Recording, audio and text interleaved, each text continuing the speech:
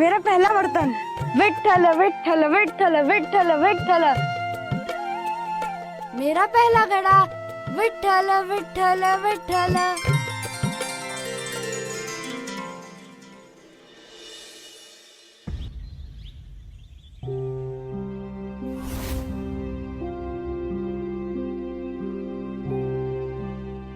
बाबा, मेरा घड़ा टूट गया।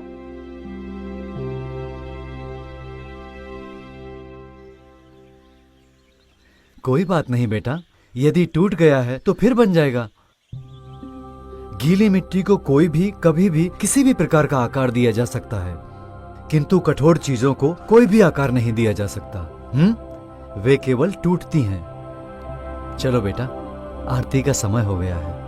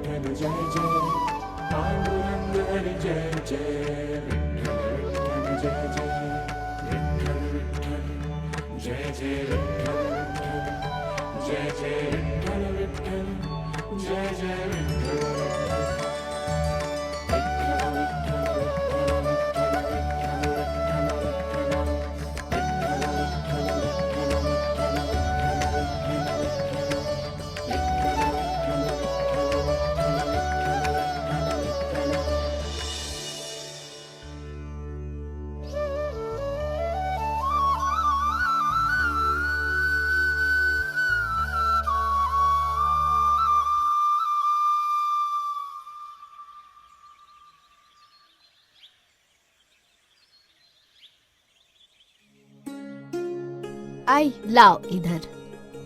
गोरा बेटा, तुम प्रतिदिन नदी के तट पर जाते हो, इससे अच्छा घर पर ही रहकर नाम जाप कर लिया करो। पता नहीं आई क्यों नदी के तट पर मुझे बहुत अच्छा लगता है और वहाँ मेरा मन भी शांत रहता है। वो इसलिए बेटा, नदी के आसपास का वातावरण बहुत अच्छा है, इसलिए तुम्हें अच्छा लगता होगा। किंतु प्रतिदिन जाने की आवश्यकता नहीं, कभी कभी चले जाया करो, ठीक है? किंतु आई, जब तक मैं तेरणा नदी के तट पर नहीं जाता मुझे अच्छा नहीं लगता। मेरा मन सदैव तेरणा नदी के तट पर लगा रहता है। ऐसा लगता है कि मैं वहीं विठ्ठल भगवान का नाम जाप करता रहूं। विठ्ठल विठ्ठल विठ्ठल। और मुझे ऐसा भी लगता है कि कोई मुझे पुकारता है।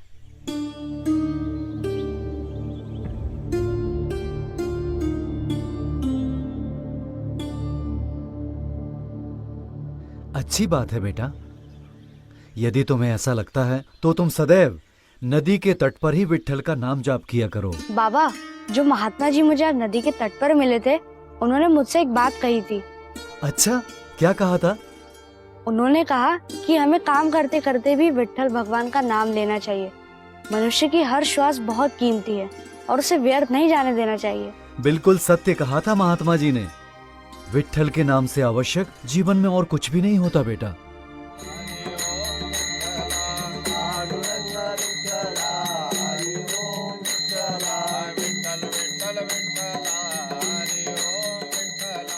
आई, मैं कीर्तन मंडली में जाऊँ? हाँ हाँ जाओ।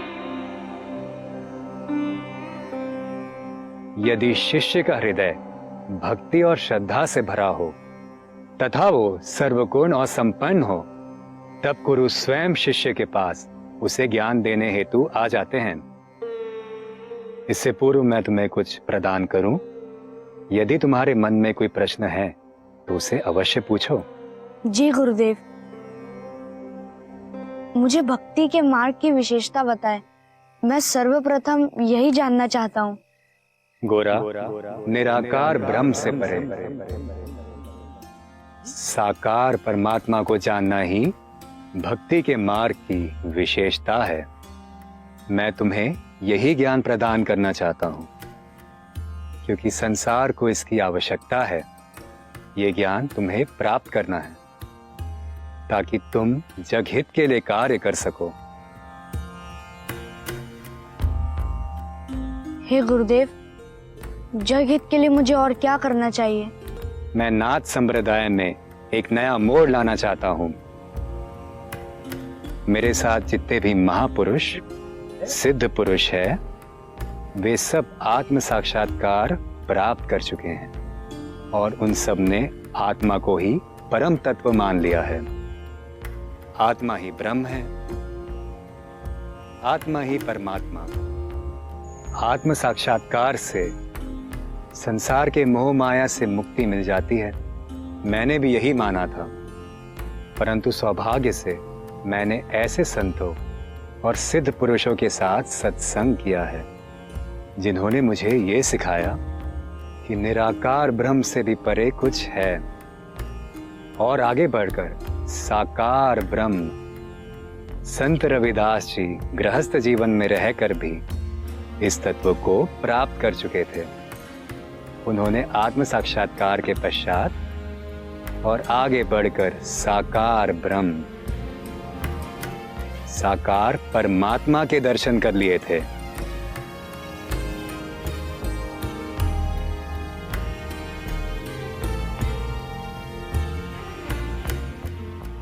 पुत्र गोरा, ये सत्य है कि आत्म साक्षात्कार से संसार के मोह माया के बंधन से मुक्ति मिल जाती है, किंतु यह वही तक सीमित है। परंतु मनुष्य उसके आगे भी जा सकता है, जिससे वो साकार परमात्मा को जान सके और उसके दर्शन कर सके।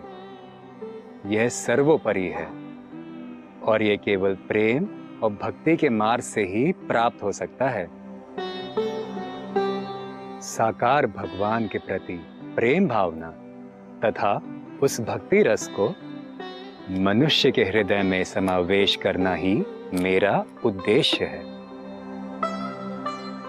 जिसका आरंभ मैं तुम्हारे द्वारा करना चाहता हूं।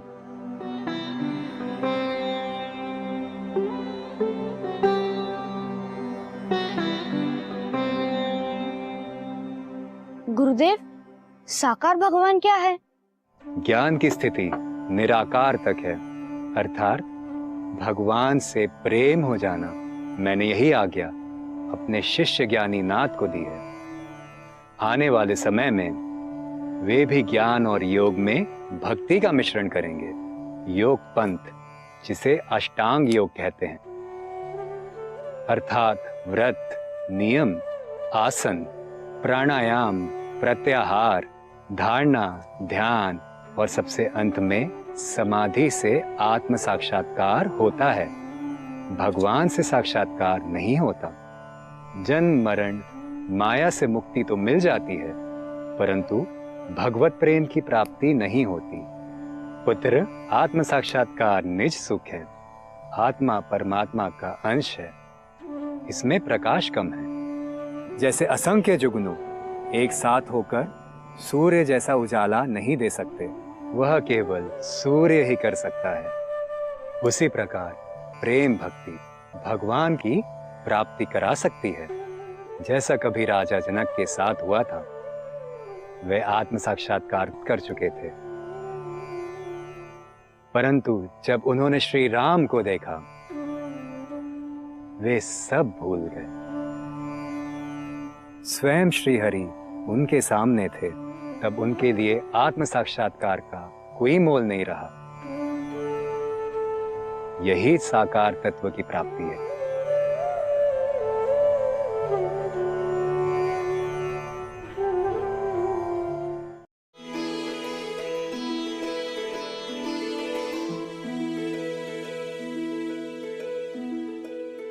हे गुरुदेव, ये जानकर मुझे अत्यधिक आनंद की प्राप्ति हुई है।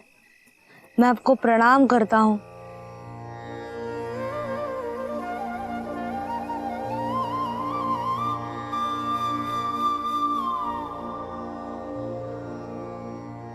कल्याण हो। विठ्ठल सदा तुम पर अपनी कृपा बनाए रखे।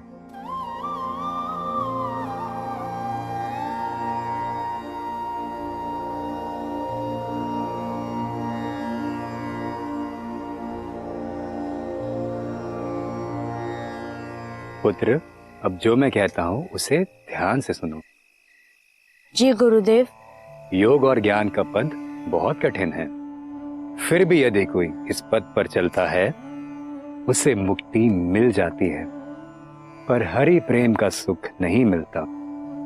इसलिए राम, कृष्ण, हरि, विठ्ठल के भक्ति रस को अपने हृदय में भरो। इस भक्ति में सदा हरि प्रेम का आनंद मिलता है। बस 3 कार्य करना है: नाम जप, कीर्तन और संतों का सत्संग। सदा बस एक ही लक्ष्य हो, हरि भक्ति मिले, हरि प्रेम मिले। मुझे संसार में कुछ मिले ना मिले, विठ्ठल प्रेम मिले। गुरुदेव, क्या मुझे भी मेरे विठ्ठल से प्रेम का परमानंद मिलेगा?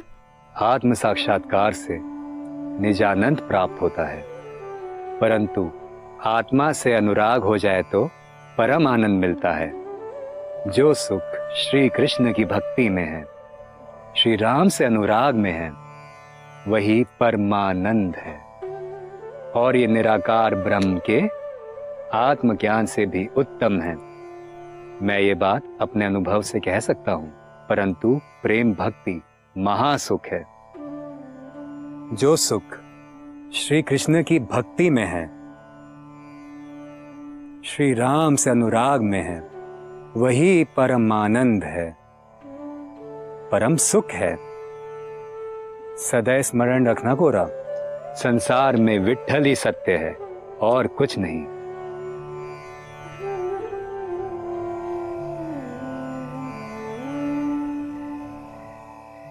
हे गुरुदेव, मैं आपका जन्म जन्मांतर तक आभारी रहूंगा, जो आपने मुझे अपना शिष्य बनने योग्य समझा। मुझे जो भी भक्ति की प्रेरणा मिली है, मेरे माता पिता से मिली है। आज आपने मेरे हृदय में भक्ति का वो तार जोड़ दिया जो मुझे सीधा मेरे विठ्ठल से जोड़ता है।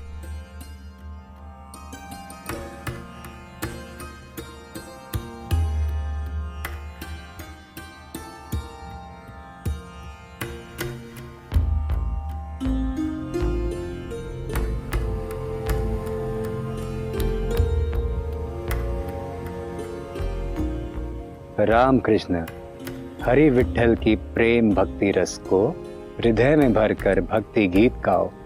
ये अनुभव करो कि सब कुछ प्रभु का है और प्रभु ही प्रियतम है। उस प्रेम भक्ति में लीन हो जाओ।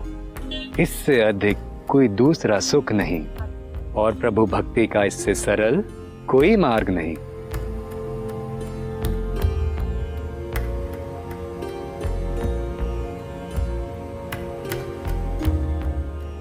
मैं आपको वचन देता हूँ, आपने जो उपदेश मुझे दिया है मैं उसका अनुसरण करूंगा और प्रेम भक्ति का मार्ग जग को बताऊंगा।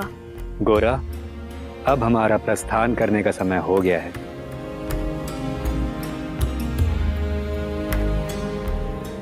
प्रणाम गुरुदेव।